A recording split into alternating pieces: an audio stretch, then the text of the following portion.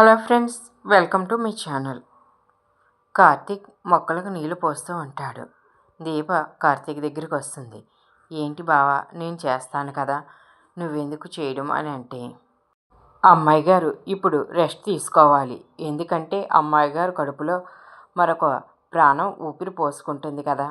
ఇప్పుడు నువ్వు ఒక్కదానివి కాదు, ఇద్దరివే. అందుకని నువ్వు కొన్ని పనులు తగ్గించుకుంటే మంచిది. నేనున్నాను కదా నీకు సేవలు చేయడానికి అని కార్తీక్ అంటాడు.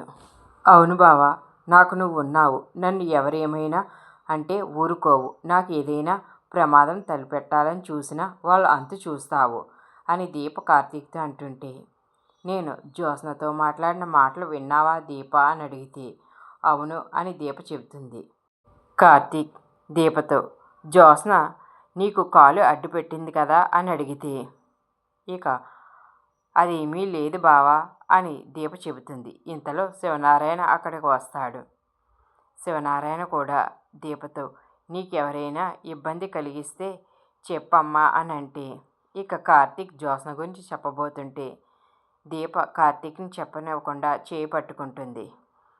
నాకు ఎవరు ఏ ఇబ్బంది పెట్టలేదు తాతయ్య గారు, నన్ను అంతా బాగానే చూసుకుంటున్నారు అని దీప చెబుతుంది.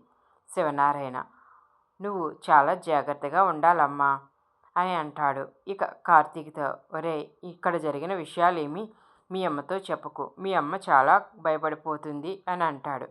అలాగే తాత, నేను అమ్మతో ఏమీ చెప్పను అని కార్తీక్ అంటాడు. సరే తాత, ఇక మేము ఇంటికి బయలుదేరతాం అని కార్తీక్ అంటే, సరే వెళ్ళండి అని శివనారాయణ అంటాడు. మరోవైపు కాంచనతో మాట్లాడడానికి శ్రీధర్ ఇంటికి వస్తాడు. ఇక అప్పుడే అక్కడికి కావేరి కూడా వస్తుంది.